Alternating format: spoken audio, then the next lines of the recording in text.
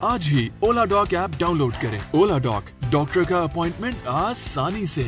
Assalamualaikum Khawateen wa Hazrat, myself Mrs. Uswa Shehbaz and I am a consultant clinical psychologist and right now I am practicing in Hamid Lateef Hospital, Garden Town and Nasir Hospital, Sadr Kent. आज बहुत important topic पे बात करने वाले हैं, daughter in law and how to bridge the gap between in-laws and daughter in law.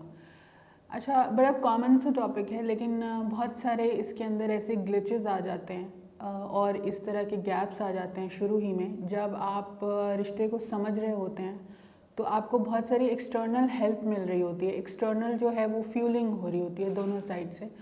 तो आप बजाय इसके कि ख़ुद से किसी चीज़ को, रिश्ते को समझें, आप उसके अंदर शुरू ही में गैप आने शुरू हो जाते हैं। ये गैप्स जो है ना, ये तब आने शुरू हो जाते हैं जब शादियों के फंक्शंस हो रहे होते हैं और प्रेपरेशंस हो रही होती हैं, तो आपको इधर से उधर की खबरें और उधर से इधर की जो न्यूज़ मिल रही होती हैं, तो वो रिलेशनशिप्स में गैप्स आने शुरू हो जाते हैं। अब थोड़ी सी टिप्स एंड ट्रिक्स, जो साइकोलॉजिकल टिप्स हैं, बीइंग साइकोलॉजिस्ट हम जो लोगों को बताते हैं, कपल्स को बताते हैं, वो ये है कि सबसे पहले आजकल का दौर जो है ना बहुत फास्ट है और हमारे अंदर क्योंकि पेशेंस की कमी है, सब्र की कमी है और हम तहम्मुल से काम नहीं लेते हैं, हम जो है फ़ौरन से इम्पल्सिव डिसीजंस में बिलीव रखते हैं। सो इम्पल्सिव डिसीजंस में बिलीव रखने से पहले जो है एक चीज़ आती है जिसको हम कहते हैं प्री मैरिज काउंसलिंग।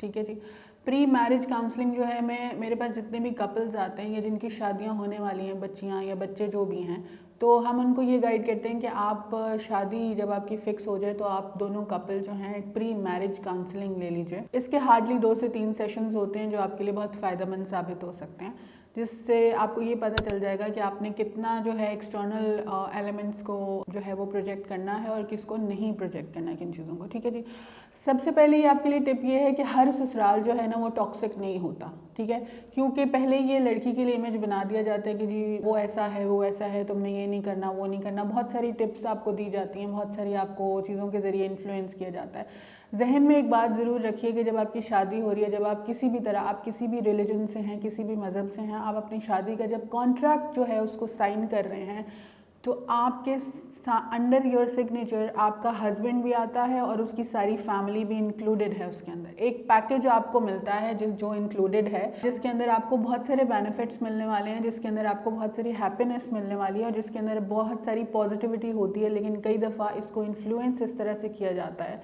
कि जी आपने सिर्फ अपने हस्बैंड की बात सुननी है, बाकी किसी की परवाह नहीं करनी है। और बहुत सारी इस तरह की टिप्स, स्टेटमेंट्स आपके कानों से गुजरेंगी, आपकी समाज से गुजरेंगी। ठीक है, फोकस करने की ज़रूरत इस चीज़ के ऊपर है कि हर ससुराल टॉक्सिक नहीं होता। बात सिर्फ इतनी सी है कि जब आप उस घर के अंदर एंटर कर लें तो आपने ये बात समझ लेनी है कि ये मेरा घर है और मुझे इसमें हर वो तरह की एडजस्टमेंट करनी है। और मैं बिल्कुल भी इस हक़ में नहीं होती लड़कियों को कहने की जी कि आप कॉम्प्रोमाइज़ करें और आप गुजारा करें, बिल्कुल मत करें।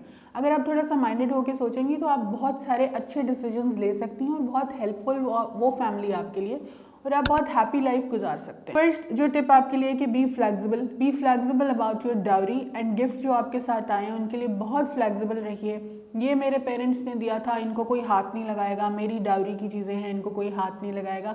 This is a very inflexible behaviour है।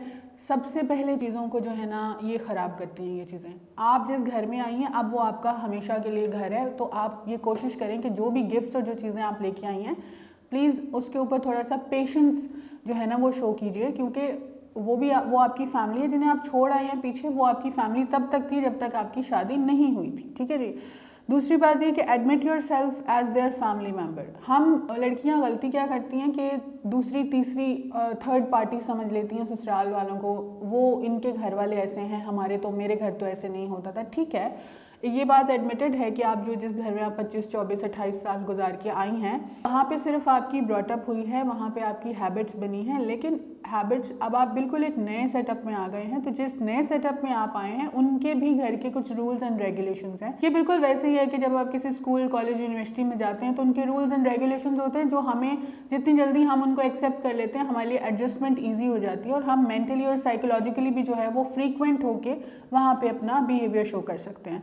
इसके अलावा do not take your in laws as third party, जैसे मैंने आपको पहले भी बताया। अगर आप थर्ड पार्टी समझ लेंगे कि आपके अंदर एक जो है ना वो एक वॉर शुरू हो जाएगी, एक चीज़ें जो हैं वो बहुत मुश्किल हो जाएंगी आपके लिए हैंडल करना, बर्दाश्त करना, फिर आप और वो सारा जो इन्फ्लेमेशन है, सारा जो साइकोलॉजिकल स्ट्रेस है वो आपके कपल के बीच में डिस्कशंस में गुजरेगा। जो आपका गोल्डन पीरियड है, जो आपका न्यूली वेडेड हनीमून का पीरियड है, वो एक इस तरह की गॉसिप्स एंड इन्फ्लेमेशन और साइकोलॉजिकल स्ट्रेस में गुजरेगा। तो आपकी शादी की जब बिगिनिंग ही अच्छी नहीं है, देन फिर वो एंड अप भी जो है वो उस तरह से चीज़ें ख़राब होके होती हैं। थिर्डली जो वेरी इंपॉर्टेंट एक टिप आप लोगों के लिए है कि जो इस बात को समझें कि डिफरेंस क्या है between violence and between the rules and regulation of that house. ठीक है जी, क्योंकि लड़कियां क्या करती हैं कि फ़ौरन से कह देती हैं इन्होंने मेरे ऊपर ये कर दिया, मुझे बड़ा स्ट्रेस हो रहा था, मेरे ऊपर जुल्म हो रहा है, ये हो रहा है, क्योंकि हम समझने की कोशिश ही नहीं करते कि वायलेंस में और टॉक्सिसिटी और जो रूल्स हैं उस घर के, उसमें क्या फ़र्क है।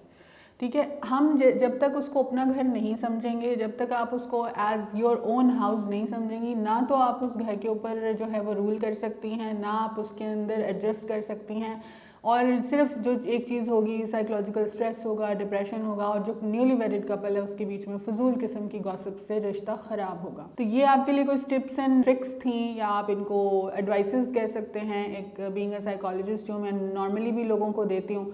सो आई होप कि आपके लिए वीडियो बेनिफिशियल होगी। अगर आप मैरिज काउंसलिंग के लिए या प्री मैरिज काउंसलिंग के लिए सेशन बुक करना चाहते हैं तो ओला डॉक के थ्रू मेरे से अपॉइंटमेंट बुक कर सकते हैं। Otherwise you can also visit my clinics. Thank you very much. Pakistan के टॉप डॉक्टर्स के साथ अपॉइंटमेंट बुक करें, वो भी पेशेंट फीडबैक देखते हुए। आज ही ओला डॉक ऐप डाउनलोड करें। ओला डॉक, डॉक्टर का अपॉइंटमेंट आसानी से।